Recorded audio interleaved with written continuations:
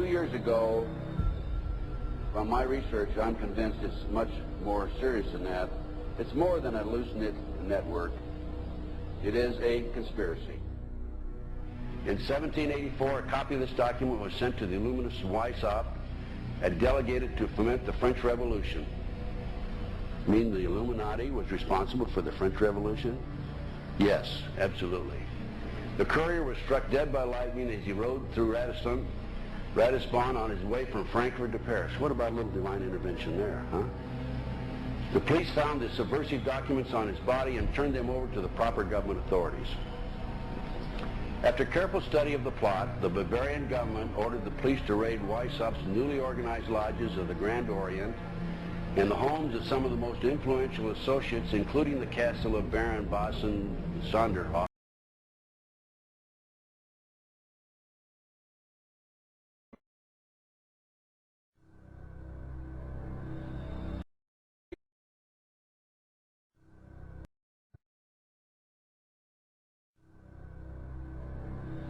2 years ago, from my research, I'm convinced it's much more serious than that.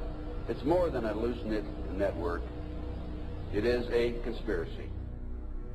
In 1784, a copy of this document was sent to the illuminist Weishaupt and delegated to foment the French Revolution.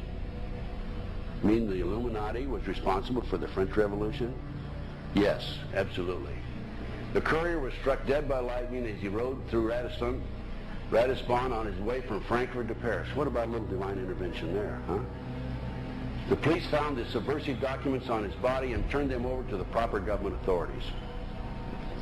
After careful study of the plot, the Bavarian government ordered the police to raid Weishaupt's newly organized lodges of the Grand Orient and the homes of some of the most influential associates, including the castle of Baron Bossen-Sonderhoff. Additional evidence thus obtained convinced the authorities that documents were a genuine copy of a conspiracy by which the Synagogue of Satan had controlled the Illuminati at the top, planned to use wars and revolutions to bring about the establishment of one kind or another of a one-world government, the powers of which they intended to usurp as soon as it was established. In 1785, the Bavarian government outlawed the Illuminati and closed the lodges of the Grand Orient. In 1786, they published the details of the conspiracy.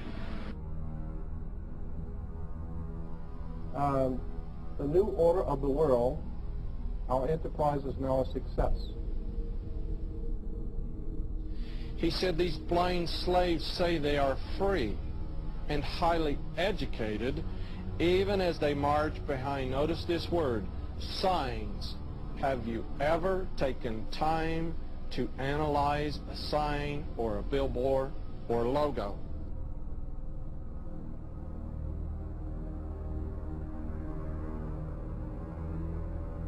We'll start up here. In 1784, an act of God placed the Bavarian government in possession of evidence which proved the existence of the continuing Luciferian conspiracy. This explains the previous 9 pages, goes into it in detail. We don't have time to do it completely. Conspiracy. Adam Weishaupt, a Jesuit-trained professor of canon law, defected from Christianity and embraced the Luciferian ideology while teaching at Ingolstadt University. In 1770, the money lenders who had recently organized the House of Rothschild retained him to revise and modernize the age-old protocols designed to give the Synagogue of Satan ultimate world domination so they can impose the Luciferian ideology upon what remains of the human race after the final social cataclysm by use of satanic despotism. Weishaupt completed his task on May the 1st, 1776. It's a communist holiday, isn't it? May 1, 1776. The plan required the destruction of all existing governments and religions. In 1776, Weishaupt organized the Illuminati to put the plot into execution. The word Illuminati is derived from Lucifer and means holders of the light.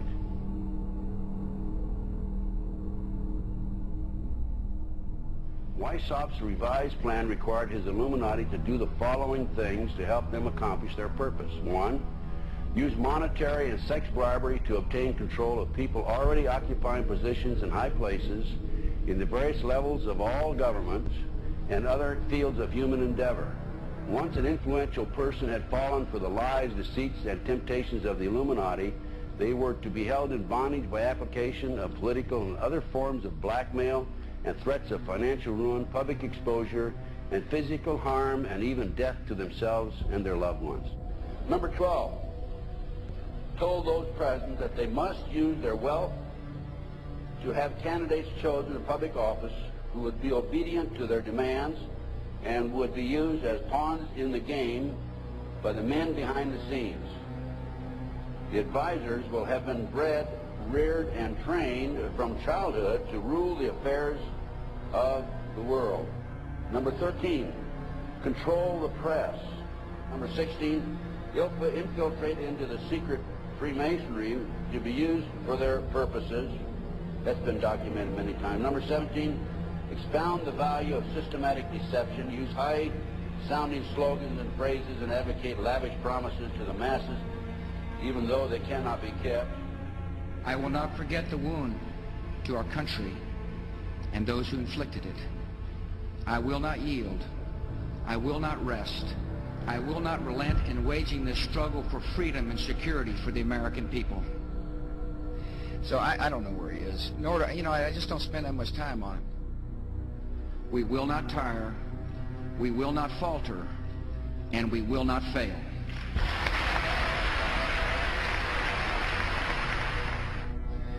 Terror is bigger than one person. And I remember he was telling me how you're going to see soldiers looking in caves for people in Afghanistan and Pakistan and all these places, and there's going to be this war on terror, of which there's no real enemy. Who knows if he's hiding in some cave or not? We hadn't heard from him in a long time. Operation Northwoods, the plan called for innocent people to be shot on American streets. This is the Pentagon. For boats carrying refugees fleeing Cuba to be sunk on the high seas. For a wave of violent terrorism to be launched in Washington, D.C., Miami, and elsewhere. People would be framed for bombings they did not commit. Planes would be hijacked using phony evidence, all of which would be blamed on Castro to justify an invasion of Cuba 40 years ago. An aircraft at Elgin Air Force Base would be painted and numbered as an exact duplicate for a civil registered aircraft belonging to a CIA proprietary organization in the Miami area. At a designate time, the duplicate would be substituted for the actual civil aircraft and would be loaded with selected passengers, all boarded under carefully prepared aliases. The actual registered aircraft would be converted into a drone, remote control plane, their word for it.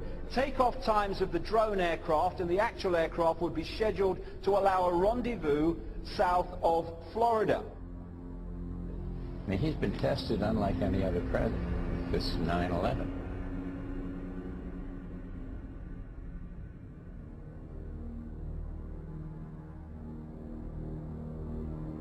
We have in this past year made great progress in ending the long era of conflict and Cold War.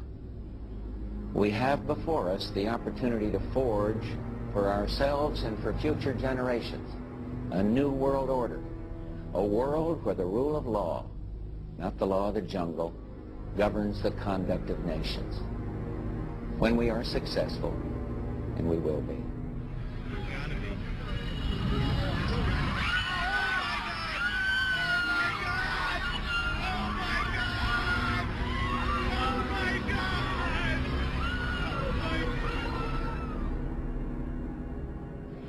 He argued that the use of any and all means to reach their final goal was justified on the grounds that the ruler who governed by the moral code was not a skilled politician because he left himself vulnerable and is in unsuitable position to his throne. He said those who wish to rule must have recourse to cunning and to make-believe because great national qualities like frankness and honesty are vices in politics.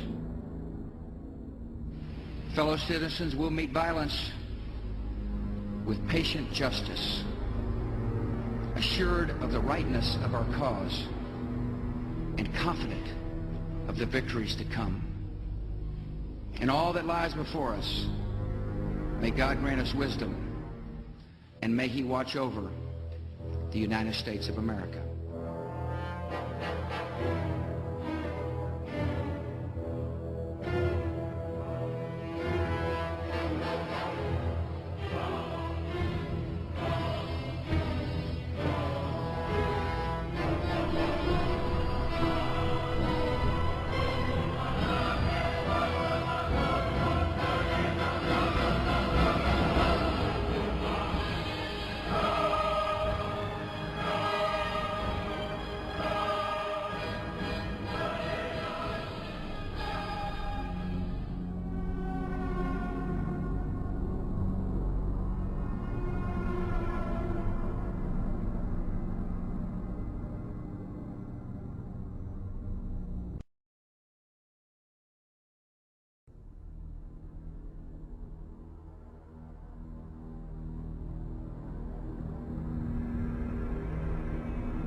Union Banking Corporation was liquidated by the U.S. government, and Prescott Bush received $1.5 million for his holdings in his Nazi business, and that was the beginning of the Bush family fortune for all intents and purposes.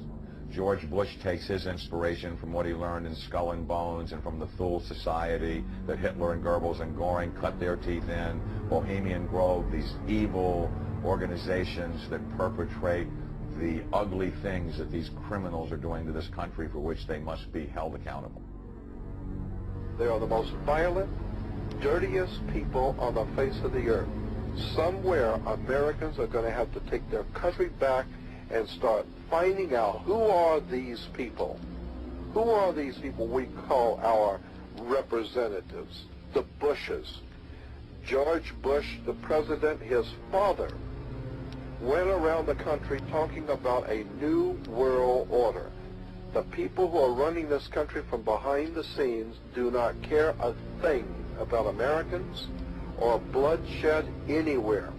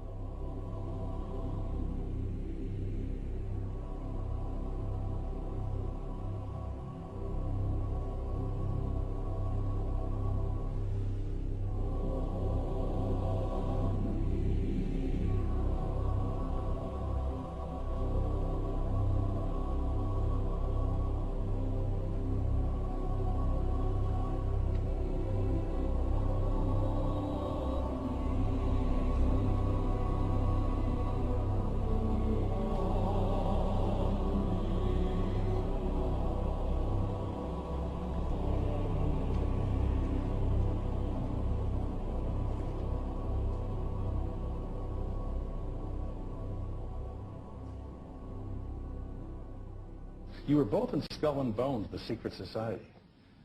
It's so secret we can't talk about it. What does that mean for America? The conspiracy theorists are going to go wild. I'm sure they are. I don't know. I haven't seen the web. Number 322. Sir. Were you a member of Skull and Bones in college in Bush? Were you in the same secret society? That's all right. Let me answer his question.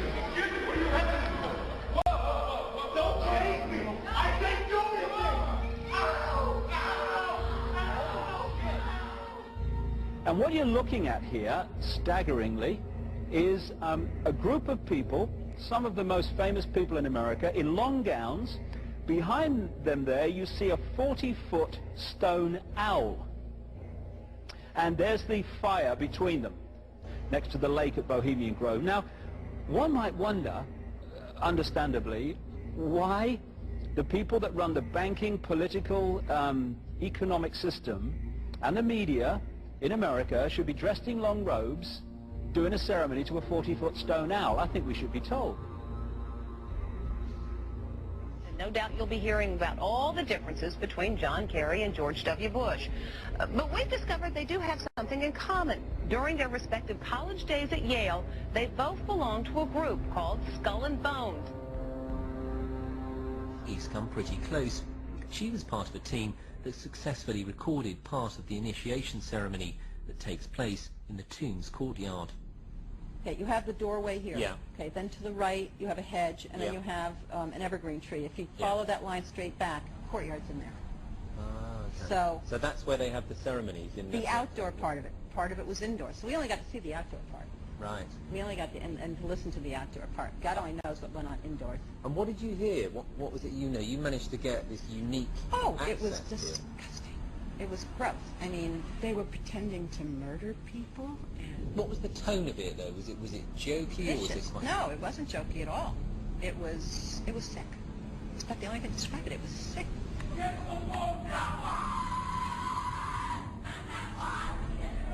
What you're hearing is the first recording ever made of the Skull and Bones initiation ceremony. It has never been broadcast before.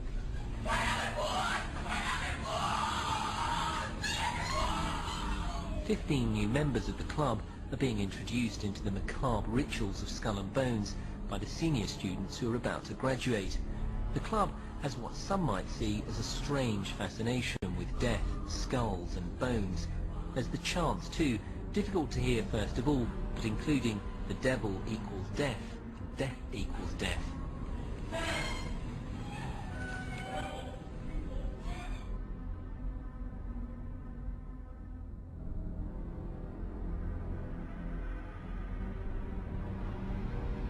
But when you get into a secret society of spirit worshippers, then, and especially when you're invited there by the direction of the higher-ups in the spirit world, you never get out of there alive.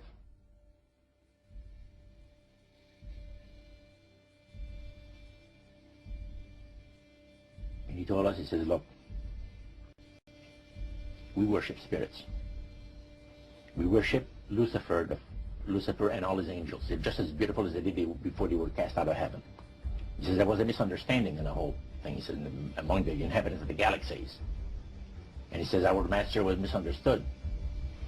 And they always praise the great master, Satan, as a super intelligent being that he is, beautiful to behold. And if he ever appears to you, you won't be able to look upon him because it'll be too bright.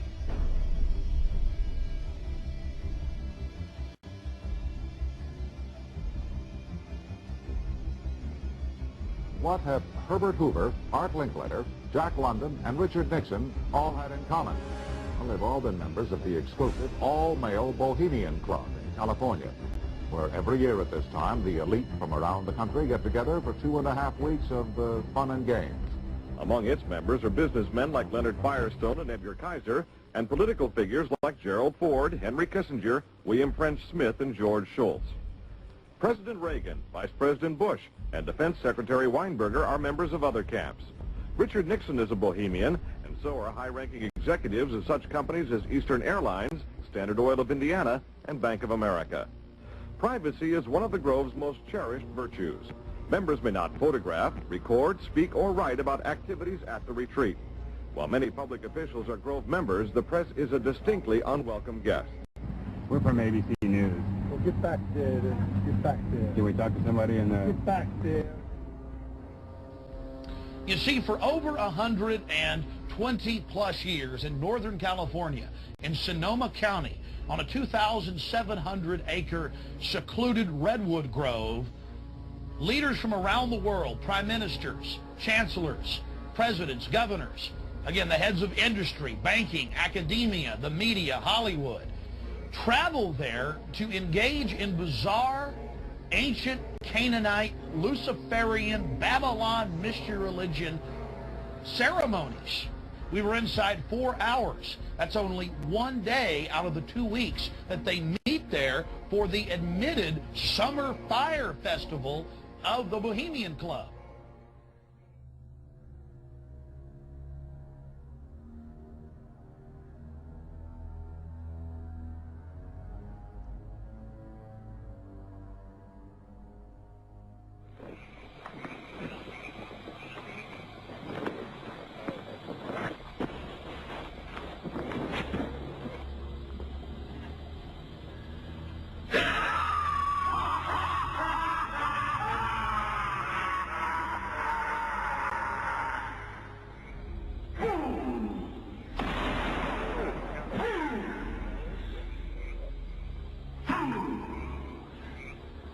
When will you learn that me ye cannot slay? Year after year ye burn me in this food, lifting your puny shouts of triumph to the stars. But when again ye turn your faces to the marketplace, do ye not find me waiting as of old? Fools! Fools! Fools to dream ye conquer care! Nay, thou mocking spirit, it is not all a dream. We know thou waitest for us, year after year within this happy grove. Our fellowship bends thee for a space. Thy malevolence which would pursue us here has lost its power under these friendly trees. So shall we burn thee once again this night, and the flames that eat thine effigy, we shall read the sign. Midsummer sets us free. You shall burn me once again.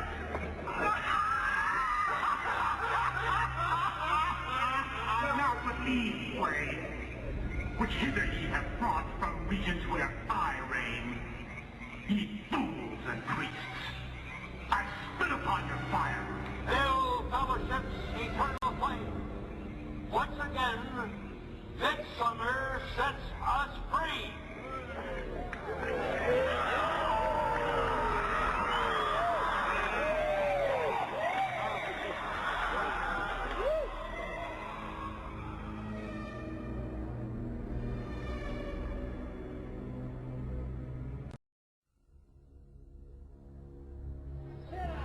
The Bohemian Club,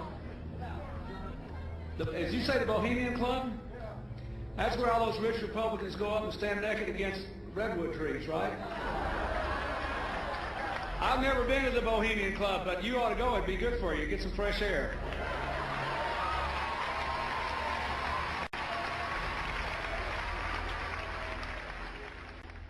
One last question. I read a Washington Times article many years ago where you had a comment about the organization, and then now it's been in the Wall Street Journal, it's been in a lot of different newspapers, and that's the Bohemian Grove. And back in, what was it, 1996, when you joined as a Clinton advisor, the Republicans were criticizing you, oh, what about Bohemian Grove? And then you countered them by saying, hey, I don't run around in the woods naked. What did that mean? Here is the before-mentioned Washington Times article where he said, I didn't run around naked like they do. I don't know what quote you're referring to. I'm not aware of any quote like that. Listen, I am a happy member of the Bohemian Grove. I like the folks who come there, and it's really inappropriate for me to talk about the group beyond that.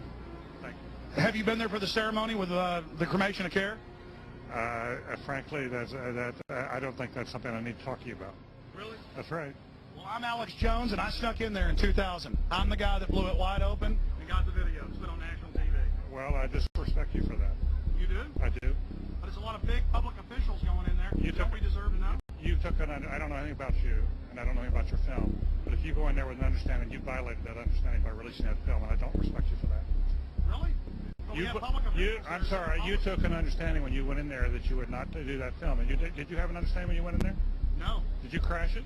Yes. Yeah, and it has no trespassing signs there too, doesn't it? No, they put them up after. Oh, I'm sorry. I'm sorry, sir. I've been there before. I know what the circumstances are, and I'm sorry you violated the understandings. That was not a gentlemanly thing to do. But what about the ritual? Is the ritual genuinely?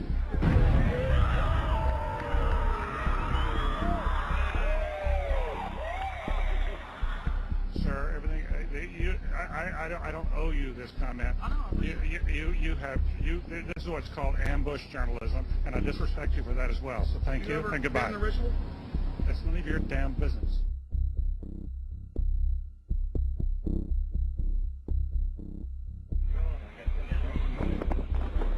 Wow. Prince of all mortal wisdom, owl of Bohemia, we beseech thee, grant us thy counsel.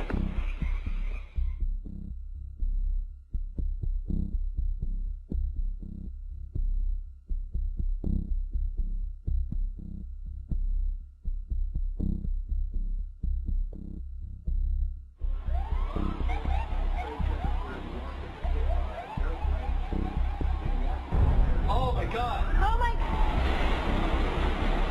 Oh my God! Oh my God! Oh my God! I told you!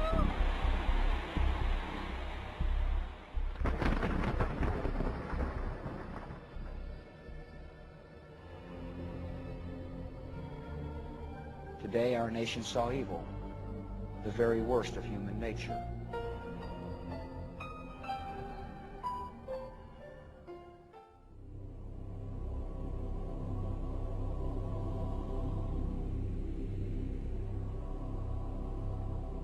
They had exactly the same agenda, and that was for bringing in this New World Order. I heard George Bush talking at that time. He was talking to Bill Clinton, and I've since photographically recorded it and wrote it verbatim in our book. that when the American people became disillusioned with Republicans leading them into the New World Order, that Bill Clinton, as a Democrat, was going to be put into the office of president. This was decided in 1984. Actually, I'd heard about it even prior to that. But that, as of 1984, they were already discussing it as an absolute fact. The CIA is carrying out mind control on countless numbers of unwitting American victims. And he even went so far as to say the basic methods that they use in this mind control: hypnosis, drugs, and torture. Three parts policy that they had adopted there. The second one was to find a way of being able to get total control of people's minds. And that would be done by taking hypnotism out of the realm of the occult and introduce it as a new science for the benefit of mankind.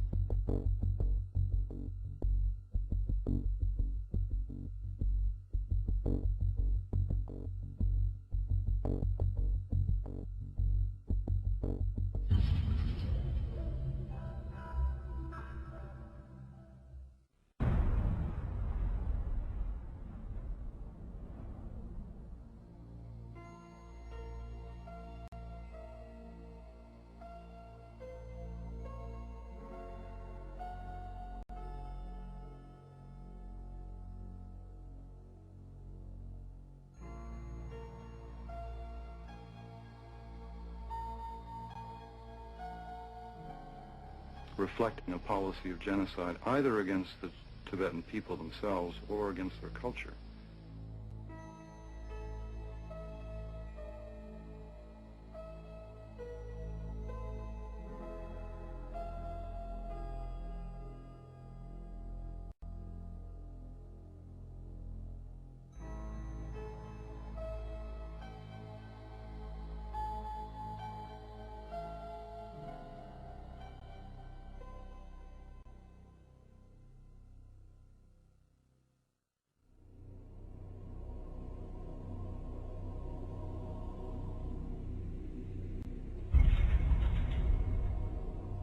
Once I realized I had met an honest, genuine, high-level Freemason who told me there were 13 levels of Freemason above the 33rd degree, and that these people were God. There was no God, they were God.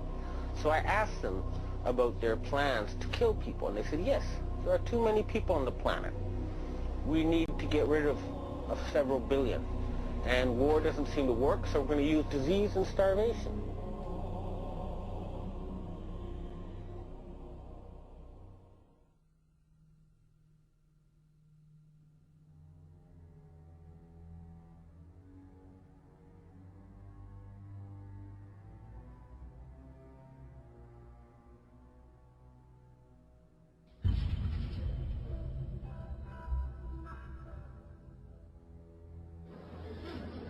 He knew what was happening, and he attempted to warn us when he left office. He told us, quite bluntly and in no uncertain terms, to beware of the military-industrial complex. And who is the military-industrial complex? It is the members of the Council on Foreign Relations, and since the inception of the Trilateral Commission as well. I'm not, the Council on Foreign Relations, I don't know if I'm an official member. I've spoken there before. It basically is just a forum where a bunch of people talk about foreign policy. Was made up of the Executive Committee of the Council on Foreign Relations. Now, it is extremely significant that you understand that the first 6 members from the government, along with President Eisenhower, were also members and longtime members of the Council on Foreign Relations. They believed in that organization. They believed in its goals, which was one world government.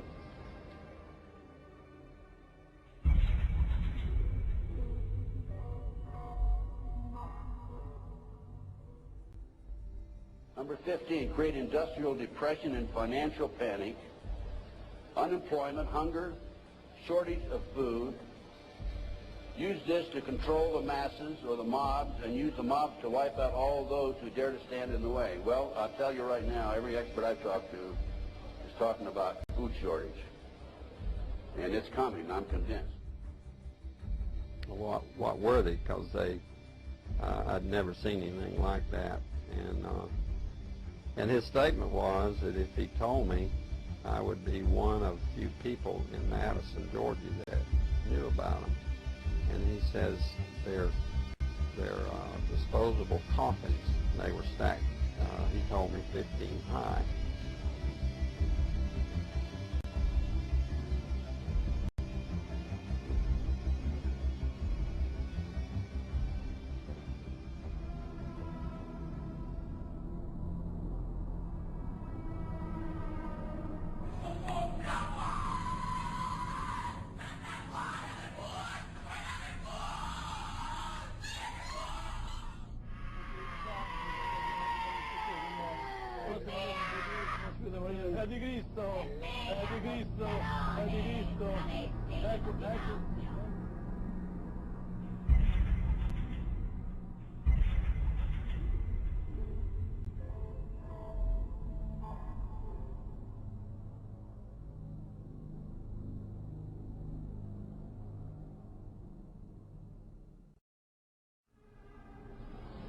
One of the driving forces behind this movement, the Illuminati, is the satanic cult movement in this country today.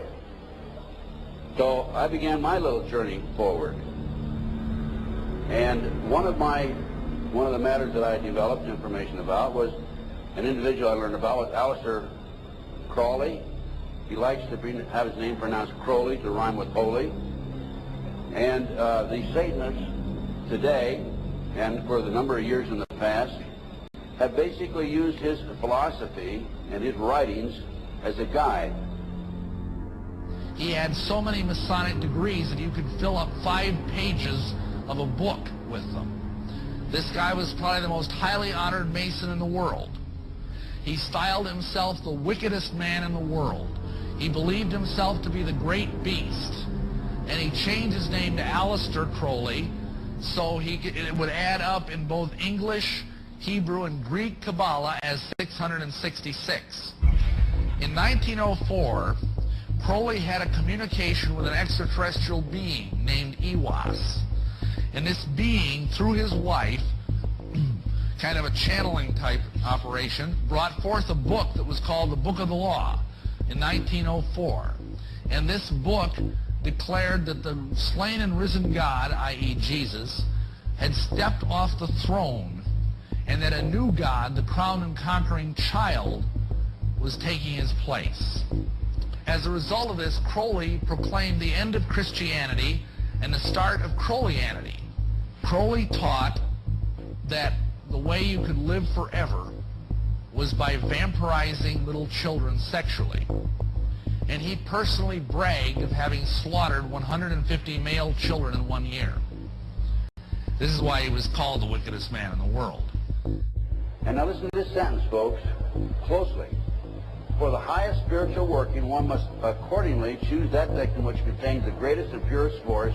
A male child of perfect innocence and high intelligence is the most satisfactory and suitable system. We're talking about human sacrifices.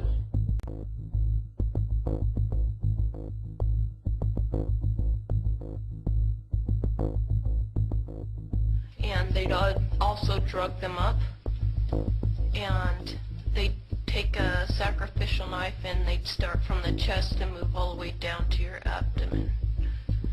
And then that's how they sacrificed, and they'd collect the blood and they'd drink it.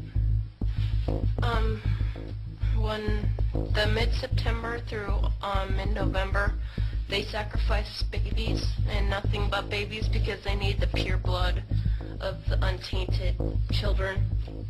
And I didn't understand what it was like. I just can't believe I'm seeing this every year of my life. I've experienced that, and that was the hardest part for me. It's like hearing those babies literally scream and cry. and then seeing their blood flow. The little boy was taken to a basement. He was crucified alive. First he was skinned.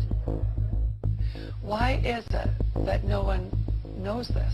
Because there's Satanists in the police force and also in the government, the army. They're everywhere. They're even on the council of, the representatives of the United States also. And they're silenced because this is not being exposed because they don't want it to be exposed. Because they're really good at lying and hiding things.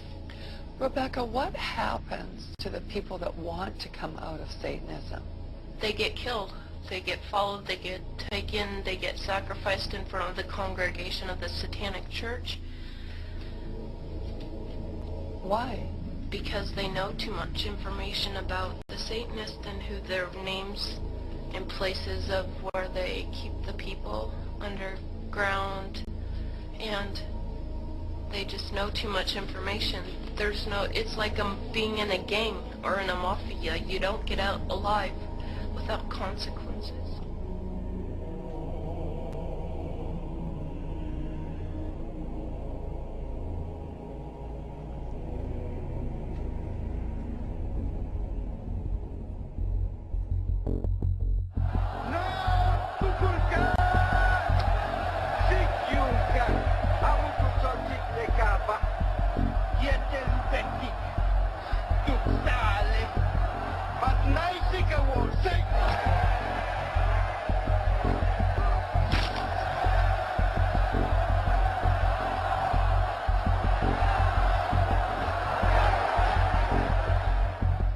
They gain control of the world by bankrupting their own businesses. The Illuminati owns most, I would say 99 9/10 of the stores that you walk into and shop and the gas stations you go to. And they are going to destroy them on purpose. And the idea of taking over is to bankrupt the whole world where nothing is of any value and the currency does not exist anywhere, and then come back and solve all the problems.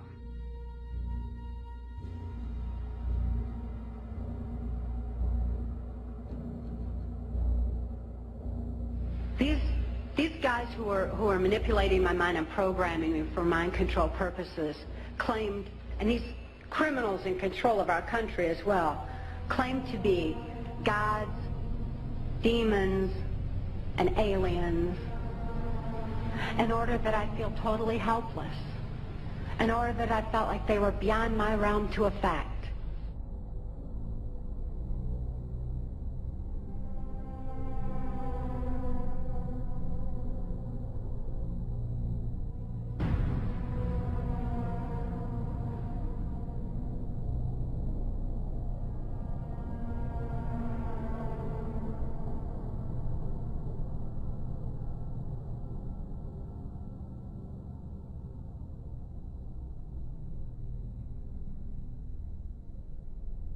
Why do they keep the aliens in a Faraday-shielded environment? Because they have a tendency to disappear right through walls.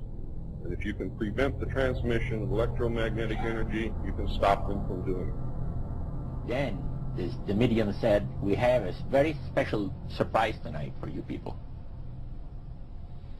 A spirit will manifest itself openly here in a few minutes and right through the wall. Now the lights weren't terribly bright, but they were like living room lights. A couple of floor lamps and maybe some of these.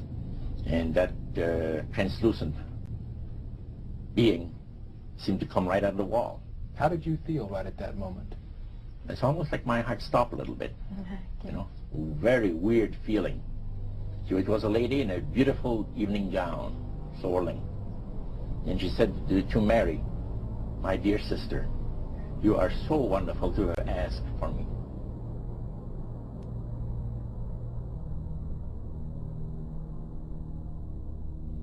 So he said the supposed spirits of the dead that you're talking with are demon spirits. They're fallen angels. beautiful beings. Just set it out, just like Oh, that. yeah. It didn't make you uneasy when he said they were Well, going it shocked you a little bit, something that you first hear mentioned to you. He said, you guys have got a great future ahead of you. Because we've been told, the high priest of our society, secret society, has been told that the master has very special plans for you to do. Now, what did he mean by the master? Satan. He said that she was made successful in her singing career by a dear friend of hers that was the same age as she and died when she was 18 years of age. And Loretta was trying to get into the singing world, but she says, I had no success at all. Until one night I was sitting in bed reading a book. And she says, who walks right through the wall but my friend, the spirit of my friend? And she says, Loretta, I'm going to make you a very famous person in singing Western country music, and I will be with you all the time. She said, her voice went through me, the power. See? And you saw this in a television documentary? Yeah. This was, I believe, 1976 it took place. Now, the priest explained that when people believe in this business, they are actually opening themselves to be completely deceived by demon spirits, because it gives the demon spirits an opportunity to impersonate the dead, see, and for people to believe their lies. Isaiah 14 and 11 even speaks of vials being built into his body. Vials are pipes. The piper is calling you to join him. The Illuminati doesn't produce rock music to entertain you. They don't produce rock music to make money. They don't need that money. They own everything anyway. They do it to put demonic influence in your life.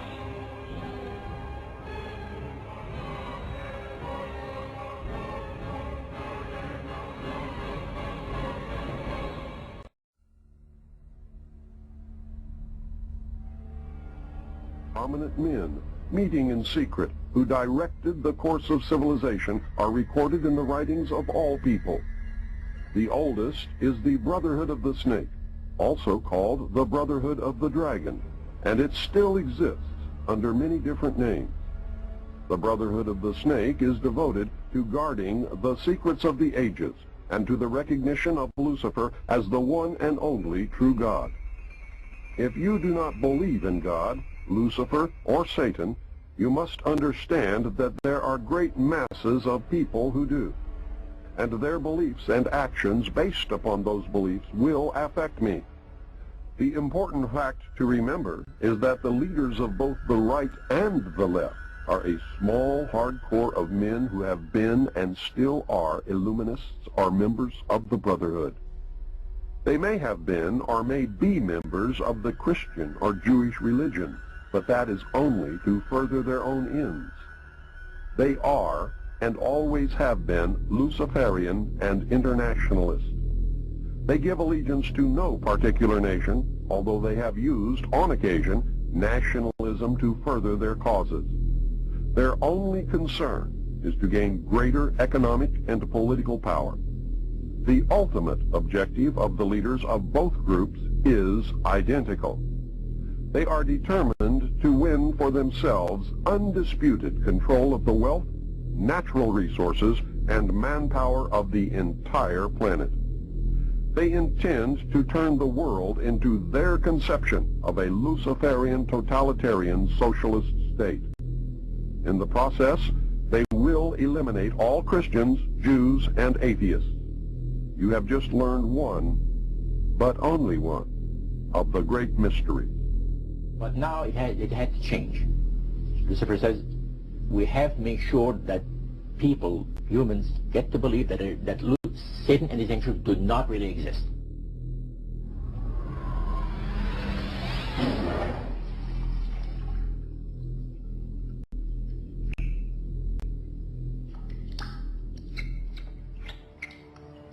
That's what they're trying to do.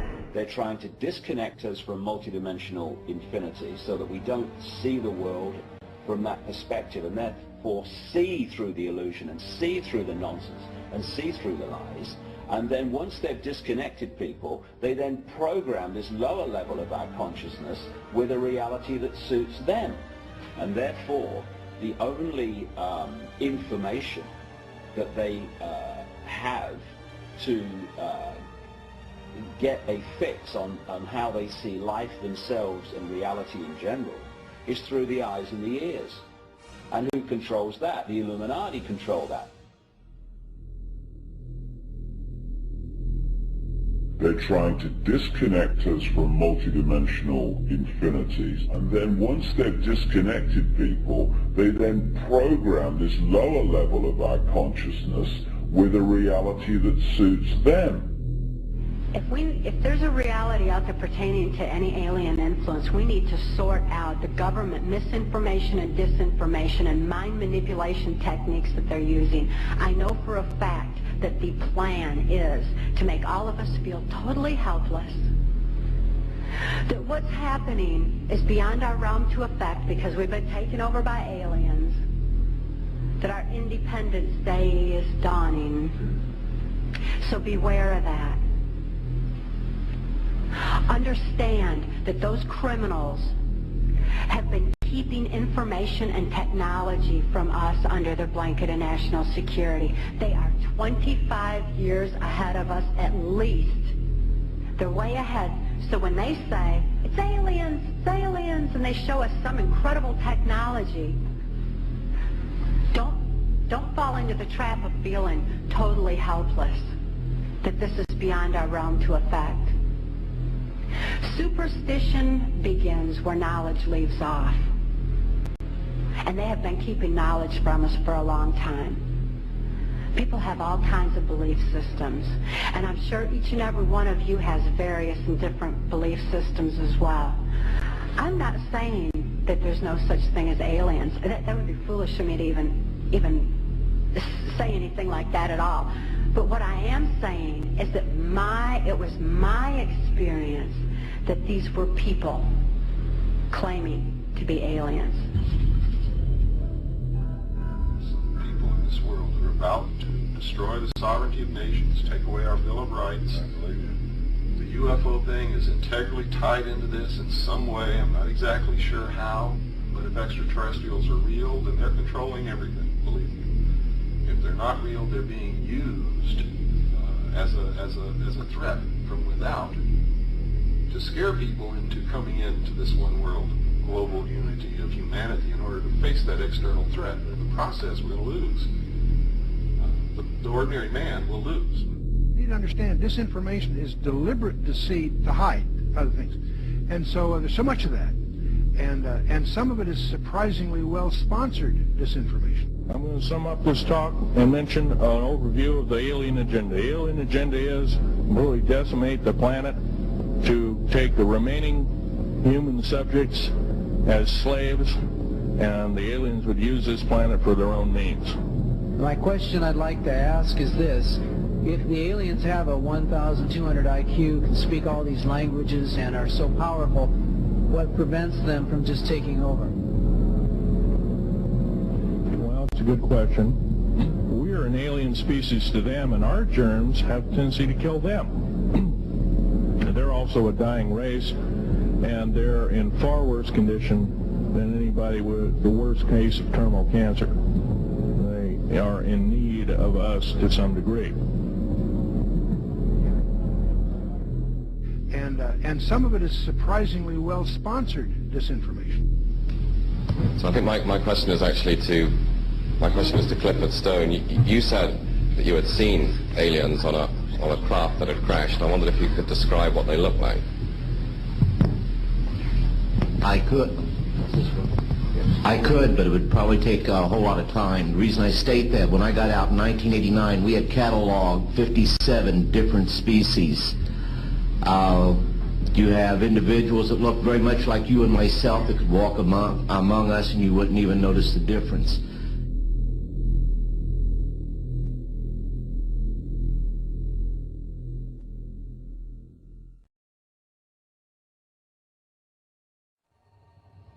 The situation is that you have various types of what we normally call grays. We didn't call them grays in the military, but you had at least 3 types of the grays. You had some that were much taller than we were. The unique thing that I'd like to point out for the most part is that the entities that we did catalog were in fact humanoid. Now this created a situation where the scientific community was trying to figure out why that would be the case, because you would expect that if life evolved on other planets, that they would take on some type of other being, so to speak, not necessarily look humanoid or be bipedal such as we are. But apparently we got quite a few of the species out there that are humanoid in appearance, and that creates a question that yet has to be answered by science.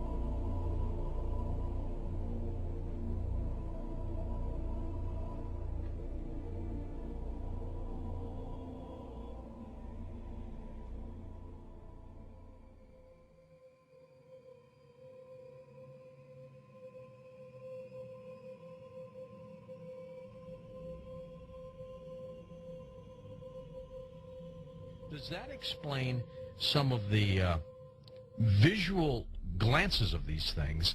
They seem to just simply disappear. They're gone. Exactly. I mean, they're appearing out of nowhere and then disappearing right in front of people, and that's why scientists who have no axes to grind, they just say that it doesn't make that much sense. And also, if they're just trying to observe us, to take account of what we're doing on Earth, I mean, after a while, after so many months or years or centuries, it kind of gets old. They either would take us over, or they've already discovered all the information they need to know about Earthlings, and so they're just going to take us over or make first contact and just sort of do what they need to do next. To endlessly observe us, it doesn't make any sense. It's something where, and also see, if we have all these sightings, as you know much better than I do. Where are they landing?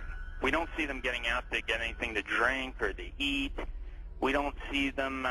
They've never tried to make contact with any large amount of people in a major city, and so this doesn't. And also all the endless medical procedures that the people who have claimed to have been abducted, you know, why the endless medical procedures? I mean, if we're talking about such an advanced race of alien beings, they don't need to do that over and over and over again. Interesting perspective. Let's talk about some of the facts out there of evidence that may support your conclusion that the UFOs are spiritual phenomena, not physical, like so many other people also believe. What can we pinpoint again? Well, again, it's something where you cannot have a material or a physical being penetrating the ground, penetrating the water, appearing in front of people, then disappearing instantly, and then also changing colors, sometimes only when they're accelerating, with every color in the spectrum has been recorded. Many UFOs coming and making one UFO breaking apart and then going into multiple UFOs. It doesn't make sense. And then not only just that, but to get into the fact of how far they're traveling and the speed that they would have to travel, and just the other problems with cosmic dust and traveling at the speed of light, and then running into those bits of cosmic dust, the explosions that would be created, the amount of energy that would be consumed, and traveling from these distances.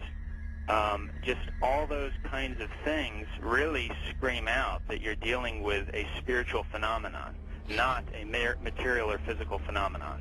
There does seem to be a deception here, because I've always wondered, you know, my gosh, if they're that benevolent, if they're that understanding of humankind, make yourself available.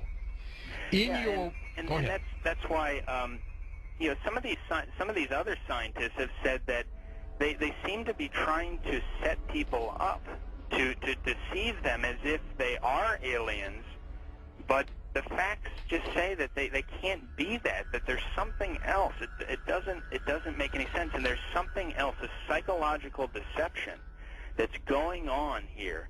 And many of these scientists say, I don't know what it is, but we've concluded that it's got to be that. It's got to be something bigger is going on here than just them trying to show people that, yes, you know, here's a UFO that you're seeing now, we are aliens, that there's got to be something else going on here, on top of the fact that the characteristics of them show that they just cannot be some material or physical craft. Do you think humans are involved in the deception? I'm losing my voice here. I gotta pop it back. As far as I think there have been deliberate hoaxes that have been perpetrated, and you know, it's an interesting statement. I mean, there are many that could be quoted, but Gordon Creighton, who I know you know of him, probably, who died in 2003, he made this statement in the British journal Flying Saucer Review. He said, quote, "There seems to be no evidence yet that any of these craft or beings originate from outer space."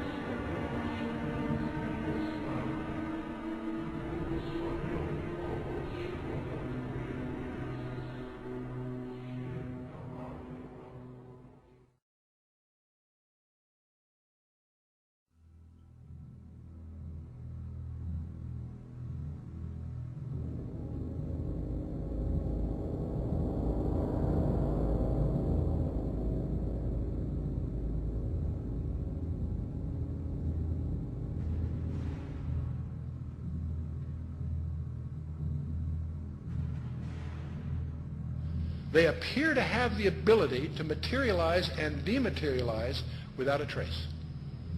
One of the great mysteries of the UFOs isn't seeing them, is trying to figure out where are they when you don't see them. Some people say, well, they're from another galaxy. Most physicists will debunk that for lots of reasons. They seem to pose that way, but for lots of, if they came, you know, if there are that many coming from another galaxy, you think you'd sense the traffic.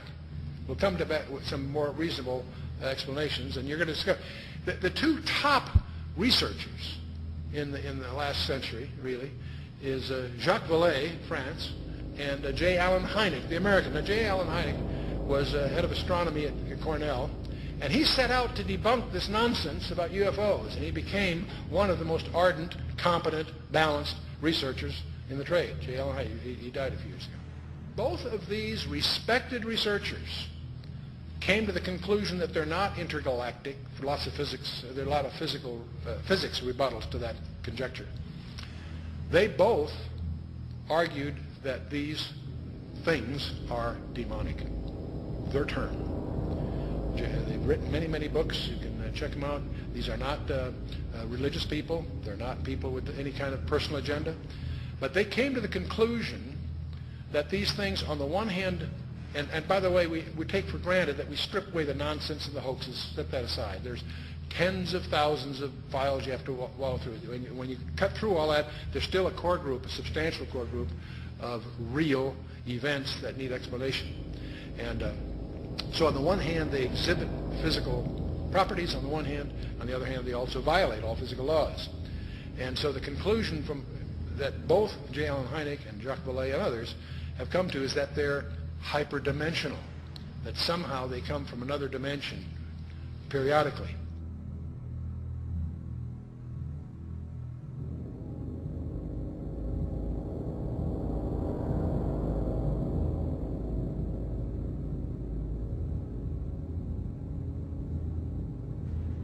But both of them came to the conclusion that these creatures are hyperdimensional.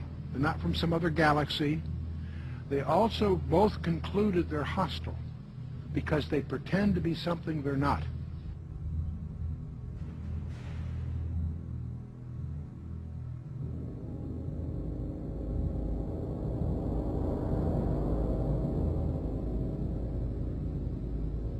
Guys getting the image? Franklin, we see a long line, a couple of star-like things, and a lot of things swimming in the foreground. Can you describe what you're seeing? Well, the long line is a tether, and there's a little bit of debris that kind of flies with us, and it's illuminated by the sun at such a low angle, so there's a lot of stray light, and it's getting washed out quickly, but Claude is trying to do a quick, good job here adjusting the cameras. It wasn't until a few years ago that I really started to get into researching all this information and looking at, going through thousands of pages of information about UFOs that just confirmed, what I had already believed about this phenomenon. That I believe the evidence clearly points that they are, in fact, demons. And, there are others, Brother Michael, who are now beginning to believe that as well. So you're not out there all by yourself anymore. So these demons would make them then spiritual phenomenon. I would take it, right? Yeah, I think when you look at it, there's certain characteristics that everyone will agree has been seen and demonstrated also by these UFOs, such as they penetrate the ground, they penetrate water, they disappear in front of people, they appear right in front of people. One person will see a UFO and the person next to them will not see the UFO. They change colors, sometimes only one accelerating. They change shape, they change size. Many people have made the comment that they seem like they're alive almost. And so these are all characteristics of something that's not a physical or material being or construction. It's got to be something that's a spiritual phenomenon with those kinds of characteristics.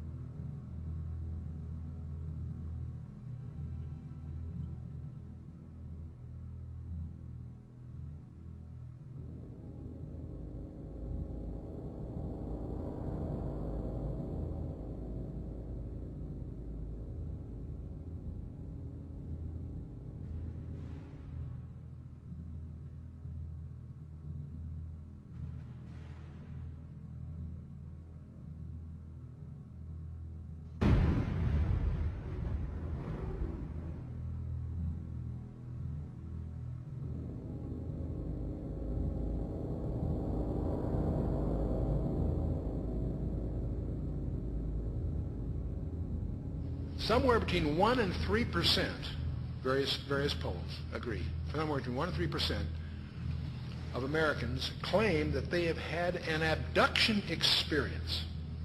That's over 5 million people, or in that neighborhood.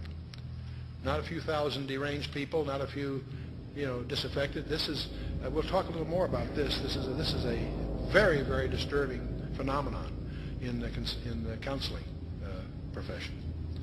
Now, part of the problem of the UFOs is they have some paradoxical behavior. On the one hand, they're seen by multiple competent witnesses. They are plotted on radar, sometimes multiple radars simultaneously. They leave tangible traces on the ground, sometimes radiation, evidence of burning and other things. So they are apparently real in the sense of being physical, on the one hand. There are photographs. Sometimes they show up on photographs, sometimes they don't. But here's the problem. While they seem to be tangible on the one hand, they exhibit behavior that can't possibly be physical. They can go in excess of 6,000 miles per hour without sonic booms. So what on earth does that mean? I'd like to know how they do that trick. They've been plotted making right-angle turns at over 16,000 miles an hour. That defies the laws of physics. That's now perhaps the most disturbing thing of all, they appear to have the ability to materialize and dematerialize without a trace. In his book, Secrets of the UFOs, ufologist Don Elkins made the following observation. I have found that some people can achieve the contact phenomenon simply by being hypnotized, and the same general message permeates over 90% of the millions of words received by thousands of people around the world. No one knows what hypnosis is. No one knows what goes on in the mind. It's an altered state of consciousness like yogis and witch doctors have been practicing. It loosens the normal connection between your spirit and your brain, and of course if the hypnotist can control you, make all kinds of suggestions, make you think things are happening that are not happening, make you think you have powers that you don't, experiences that you haven't, even implant memories. Other beings, if there are other minds out there, they could also do the same thing.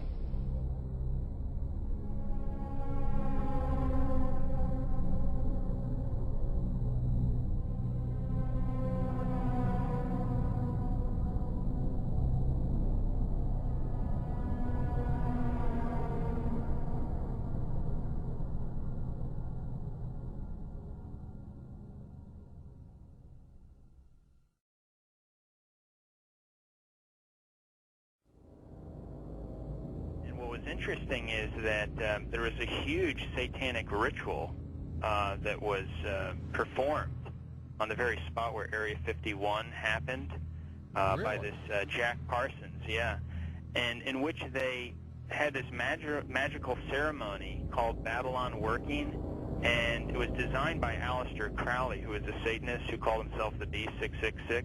Yes. And the purpose of this series of magical ceremonies, which was performed on the spot of Area 51, where it's now located, was to unseal an interdimensional gateway, they said. And so this, they hoped, would allow other entities known as the, quote, old ones, access to our space-time continuum. And this witness said that he saw Jack Parsons rip a hole in space-time there, and he said that something evil flew in. And one other interesting point is that Aleister Crowley, who was a Satanist, who called himself the B666, as I just mentioned, he claimed to have contact with some kind of alien named Lamb. And this Lamb, he drew a picture of this alien that he was in contact, receiving messages from this being. And the picture that he drew of this alien, it's a striking resemblance to the common gray E.T. drawing.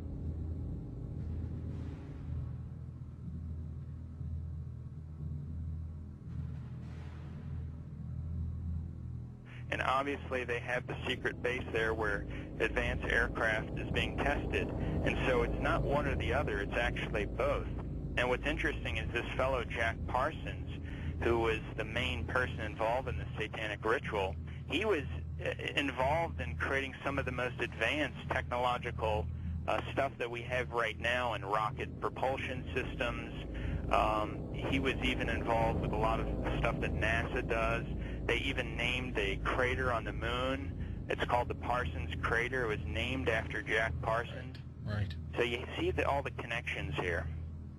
You know, I've long believed that if there is satanic activity on this planet, and I believe there is, if they are in constant communication with these demons, or even if they conjure them up, Brother Michael, is it possible they do with their rituals and things like that?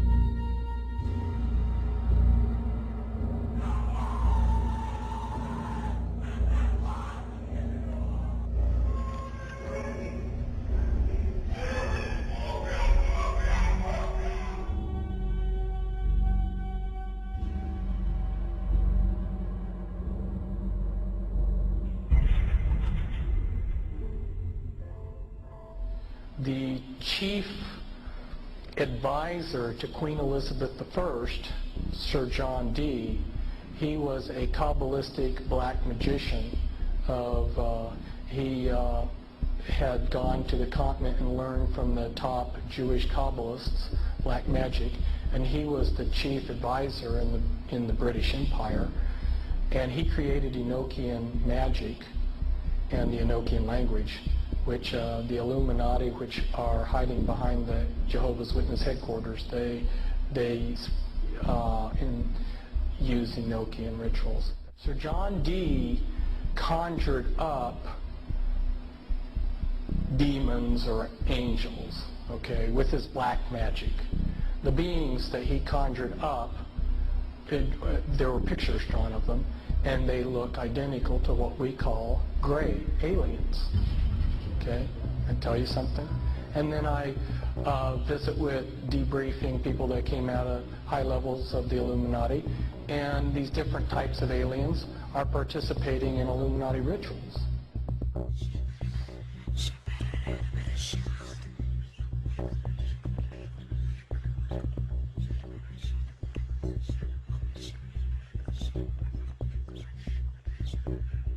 Oh man, I don't know where to start. They're gonna they'll triangulate on this position really soon. You can't spend a lot of time on the phone, so give us something quick.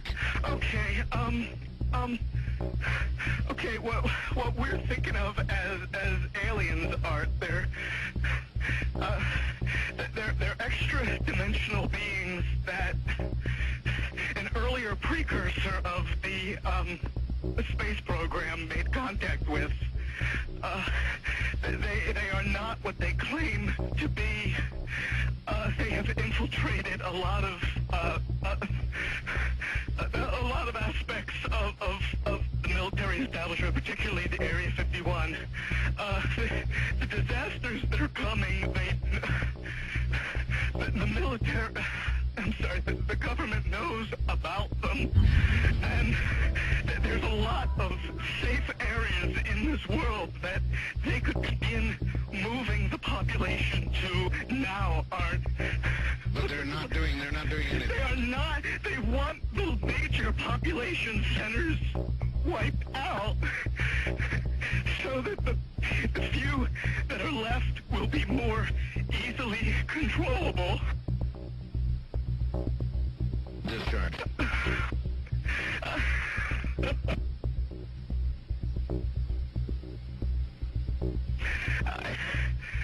I started getting...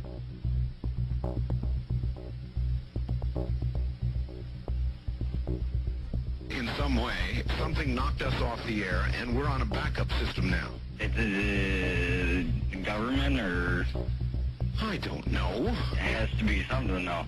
Well, did you hear... Now, you tell me, because you were listening. That was awful strange. There was a really weird guy on the air when it went off? Yeah. Hello? You didn't disconnect me before, did you? Were you on earlier tonight? No, not, towards the end of the last hour, you said, east of the Rockies, you're on the air, and your voice was immediately replaced by the operator saying, your party has not connected. Oh, Well, see, as you can now tell, I don't screen calls. So what happened, obviously, was that I answered the phone just at the very instant that you had been ringing, as long as they were going to let you ring. Yeah. And so that occurs, obviously. Sometimes I go to a line and it's dead and nobody's there, and that's what's happened. You know, we just were on the cusp there. Anyway, I'm glad you made it back through. Yeah, you got all my paranoia buttons running. I always get very nervous when I call you. I'm Brian. I hung up on you last week. Oh, I see. And I just figured, damn the torpedoes. I'll just do this and let the chips fall where they will. All right.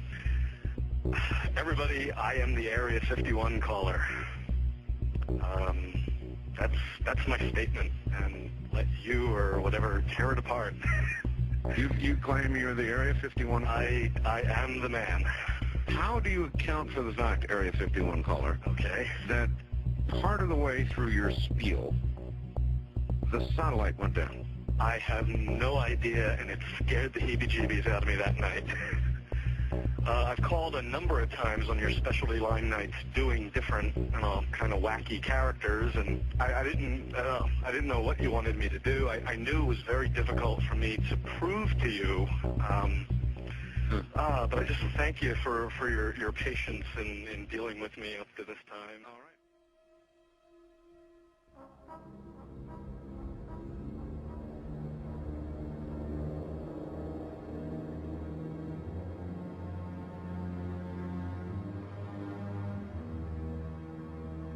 Perhaps we need some outside universal threat. I occasionally think how quickly our differences worldwide would vanish if we were facing an alien threat from outside this world. And yet, I ask you, is not an alien force already among us? What could be more alien to the universal aspirations of our peoples than war?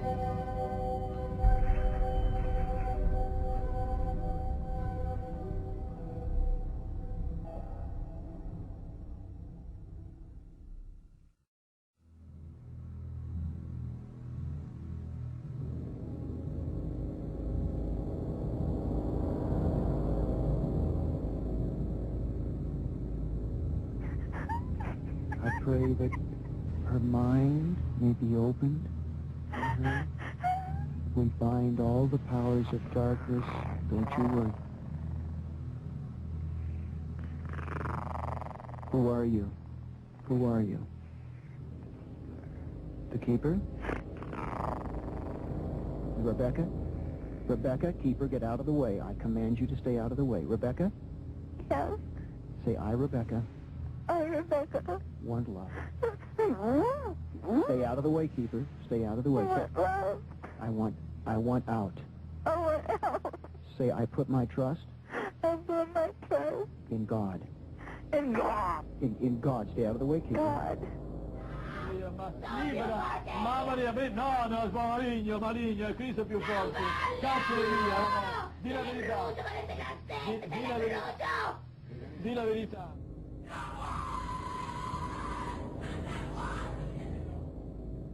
So what they're doing, in effect, is using the secret society network they've set up to manipulate these bodies into power, but in doing so, they're putting themselves into power because they're controlling the mental and emotional processes of these vehicles.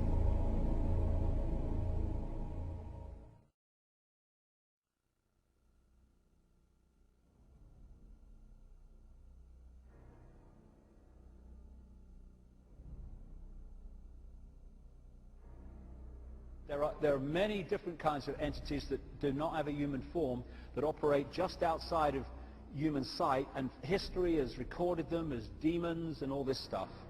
But the reptilian part of it seems to be very significant to the controlling systems on the planet today.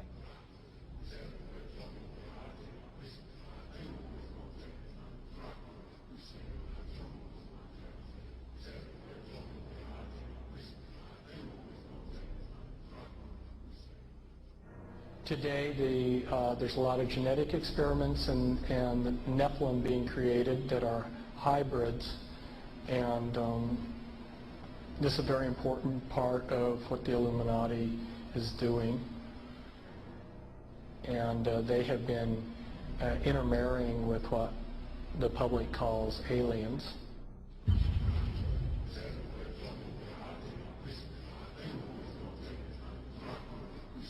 So that these people aren't human as we would know human. They've been pretty thoroughly demonized. The bottom line is I have concluded that there are no good aliens. The aliens are demons, and we've got a mixture going on of demons and flesh and blood, and we've also got other genetic experiments.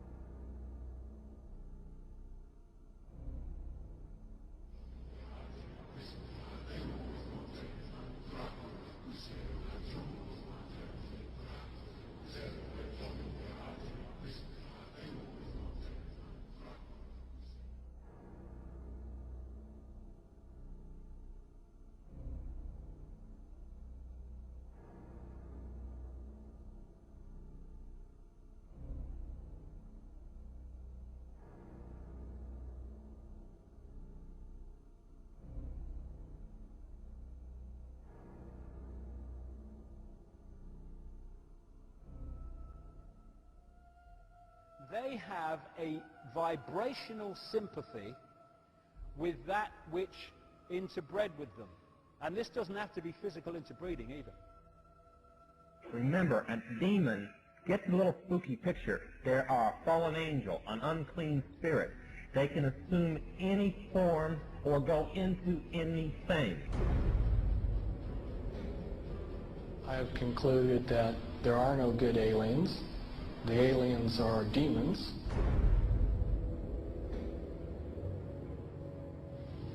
We can establish through this testimony that these objects of extraterrestrial origin have been tracked on radar going thousands of miles per hour, stopping and making right-hand turns.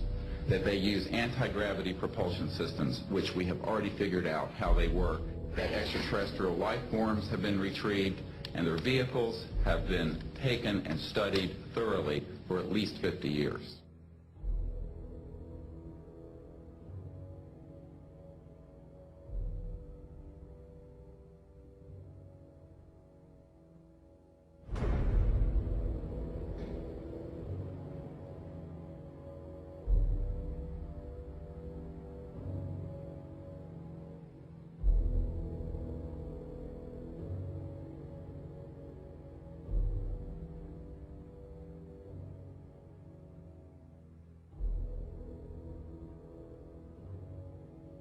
It's human nature to want to believe in some race of benevolent space brothers that will come and save us from ourselves. But it's not logical, and you can't make it work any way you look at it. This grand plan is going to take people are going to eat the stuff. Because it says spirits, demon spirits, will declare themselves to be inhabitants of far distant planets in the galaxies that are coming to warn the inhabitants of planet Earth of the impending destruction of the planet unless something seriously proper is done to avoid it.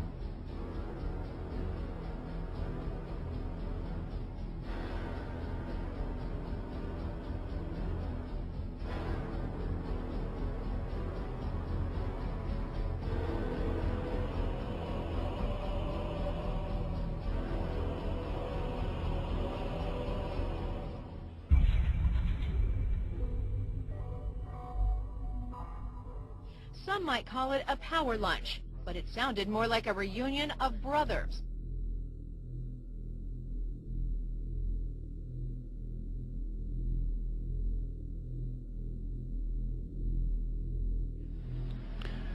The Illuminati were to obtain control of the press and all other agencies which distribute information to the public. News and information was to be slanted so the Goyams would come to believe that a one world government is the only solution to our many and varied problems.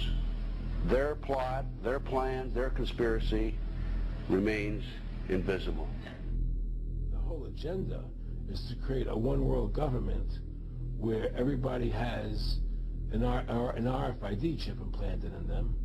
All money is to be in those chips, right? There'll be no more cash. And this is getting me straight from Rockefeller himself. This is what they want to accomplish.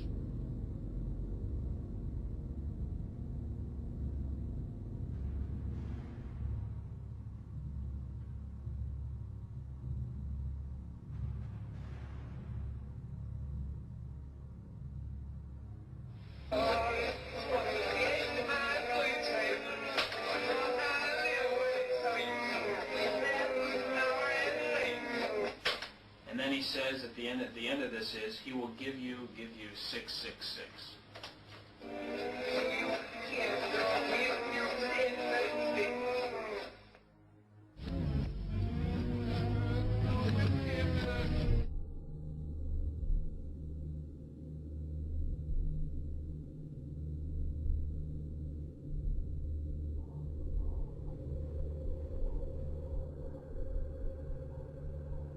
Behind them is a cult of evil, which seeks to harm the innocent and thrives on human suffering. Evil has found a willing servant.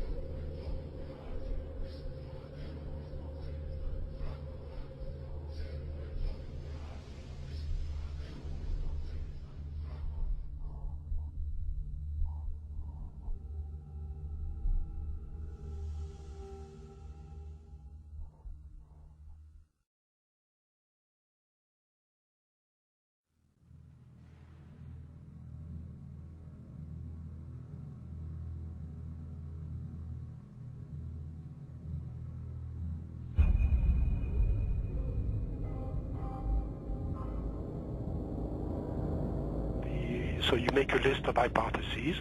This is obviously not, not the natural phenomenon, and the extraterrestrial explanation seemed to be the best one.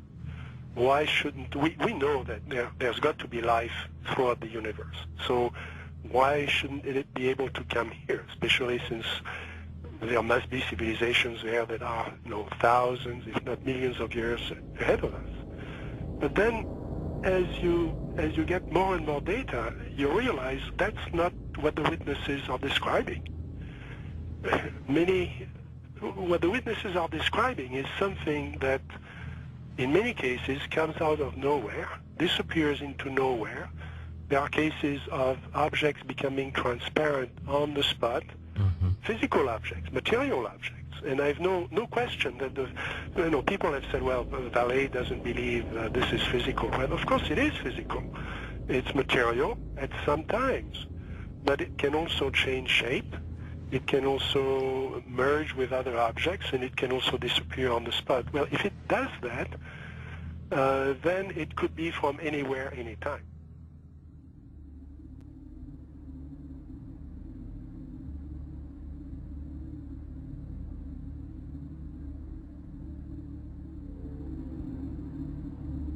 We always try to, to discredit the old legends, trying to say, no, these people were crazy, they thought everything was possible. But now we have the videos, and that's the big difference. Could you believe there are videos now or probably angels in the sky.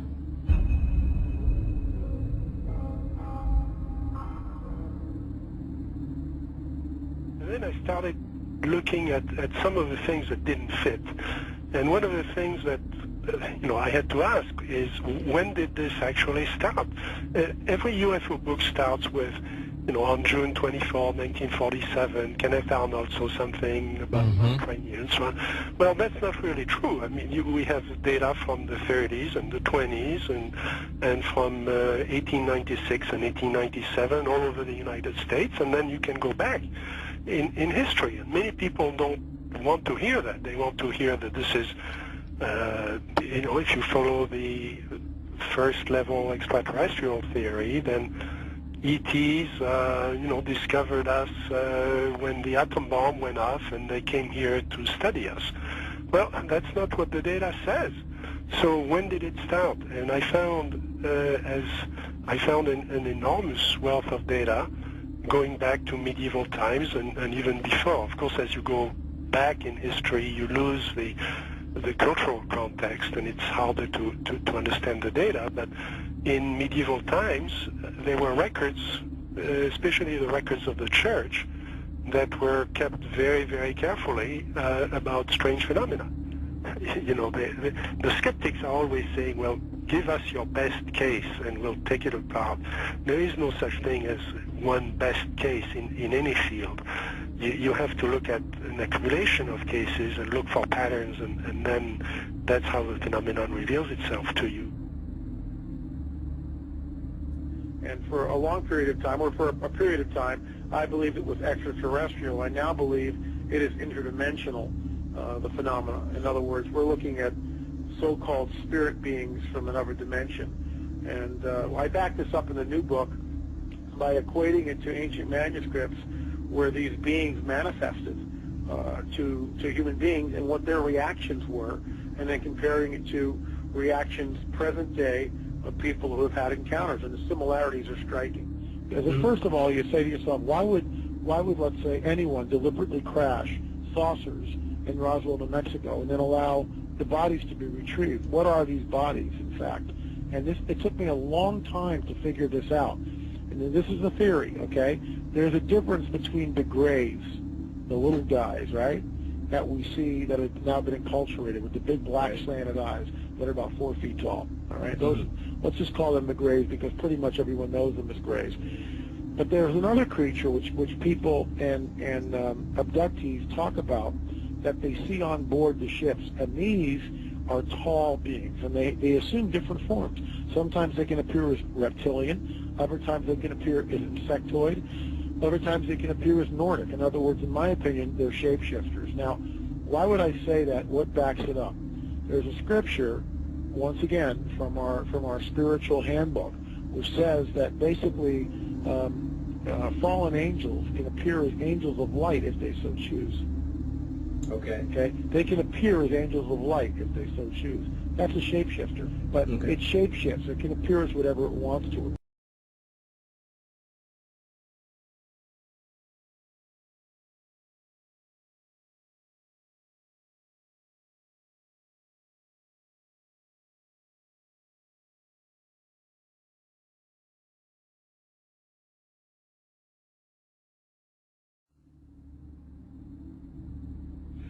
I believe that many of us were shown these documents over the years so that later we would talk about it. I mean, how can you keep the existence of extraterrestrials, if they were real, a secret? And how could anyone keep quiet knowing that they had seen documentation, official government documents labeled top secret, that expressed that these extraterrestrials were real and had visited this earth? I wanted to know just how true all of this was, and I began a program of research to find out if extraterrestrials were real. What I discovered was amazing. What I discovered, ladies and gentlemen, is that there has been a plan in existence to create an artificial extraterrestrial threat to this earth in order to create a one-world totalitarian socialist government. all the bombardment of the public with movies about flying saucers in the 50s, right after the United Nations Treaty was signed and the UN Participation Act was pushed through Congress, and all of the incidents since that have convinced the majority of the American people that flying saucers are real and extraterrestrials exist, and that flying saucers are from an extraterrestrial origin. This is being promulgated in many ways, by television commercials, in the movies, in the newspapers, by creating incidents either real or imagined.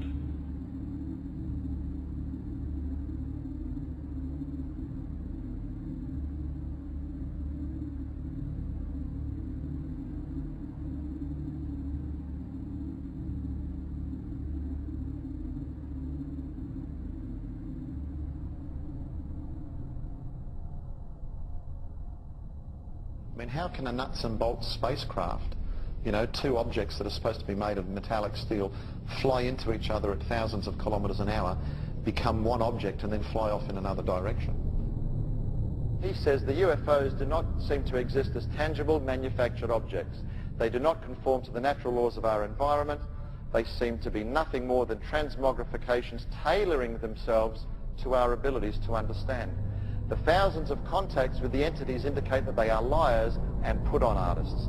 The UFO manifestations seem to be, by and large, merely minor variations of the old-age demonological phenomena.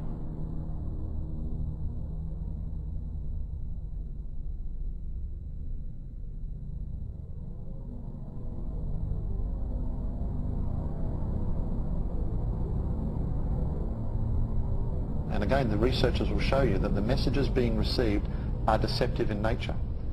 They will tell you things like, well, you know, we've come from Venus or Mars in the 60s. That was the messages. Well, we now know that's impossible. Now they say they come from Sirius or Orion or Zeta Reticuli or somewhere far off, where we can't test those claims. And that's the problem.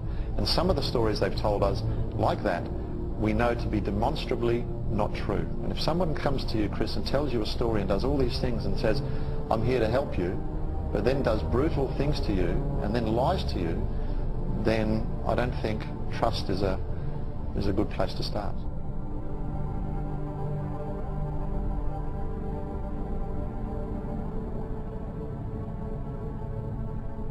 There is no evidence, I wish to emphasize, that these life forms from elsewhere are hostile towards us.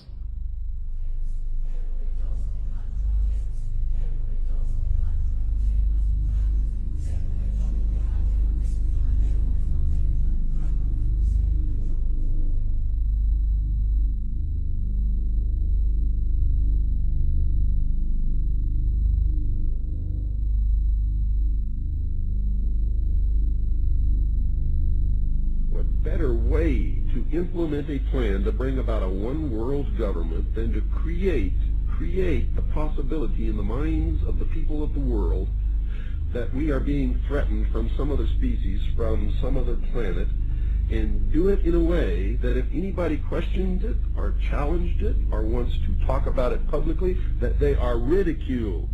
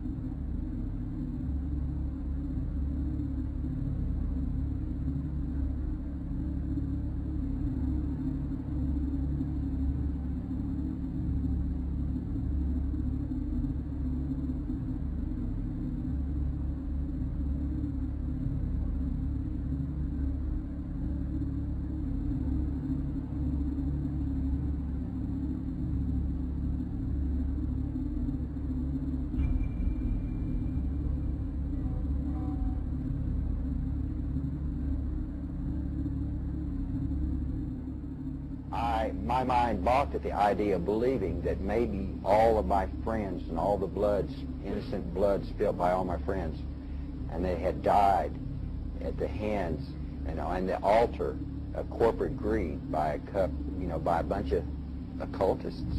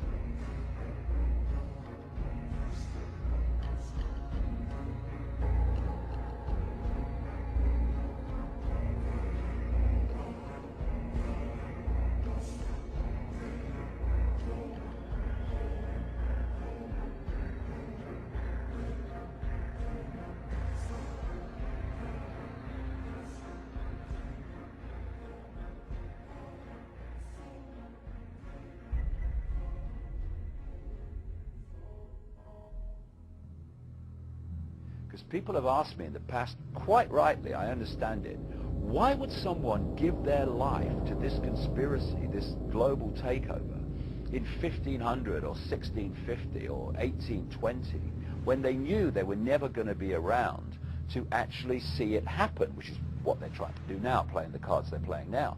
The answer to that is they were just vehicles. These entities are the common force passing through history.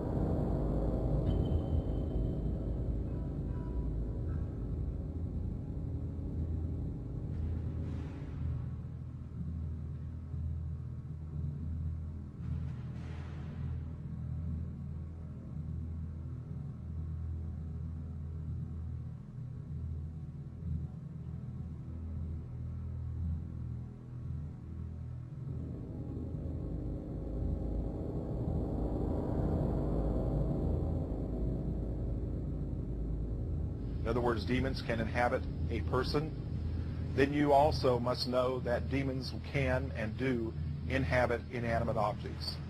I've seen it happen over and over again.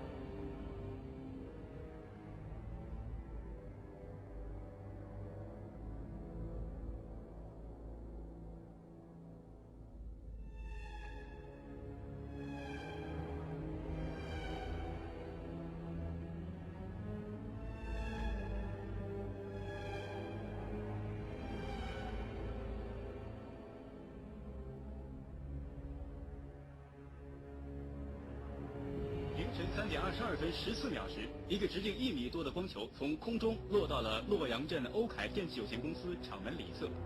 落到地面后，这个光球就不停地抖动，约45秒钟后，抖动加剧并开始变形，长出圆形的四肢后，迅速向厂区移动。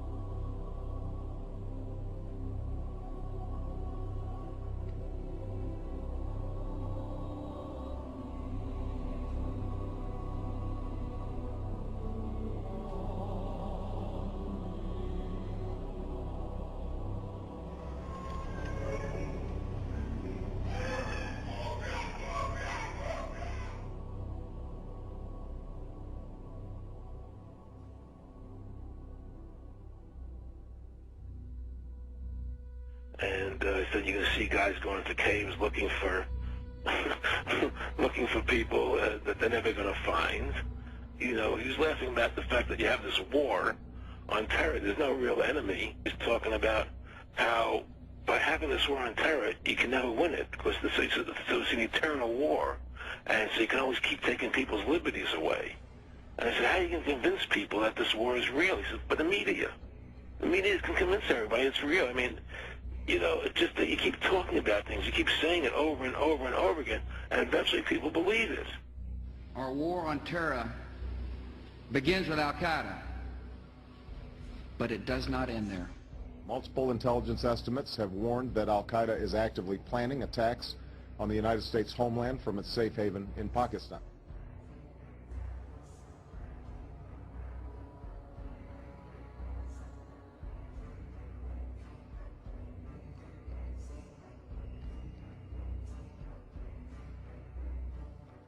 The last time you had an actual president was Kennedy.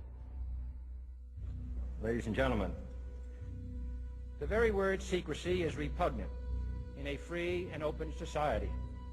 And we are, as a people, inherently and historically opposed to secret societies, to secret oaths, and to secret proceedings. Even today, there is little value in ensuring the survival of our nation if our traditions do not survive with it. And there is very grave danger, for we are opposed around the world by a monolithic and ruthless conspiracy that relies primarily on covert means for expanding its sphere of influence, on infiltration instead of invasion, on subversion instead of elections, on intimidation instead of free choice, on guerrillas by night instead of armies by day. It is a system which has conscripted vast human and material resources into the building of a tightly knit, highly efficient machine that combines military, diplomatic, intelligence, economic, scientific, and political operations. Its preparations are concealed, not published. Its mistakes are buried, not headlined. Its dissenters are silenced, not praised. No expenditure is questioned, no rumor is printed, no secret is revealed. But I am asking your help in the tremendous task of informing and alerting the American people. Confident that with your help, man will be what he was born to be, free and independent.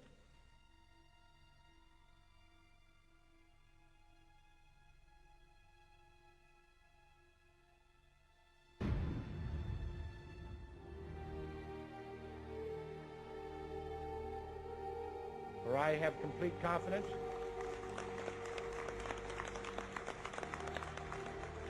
in the response and dedication of our citizens whenever they are fully informed. When we are successful, and we will be, and we will be,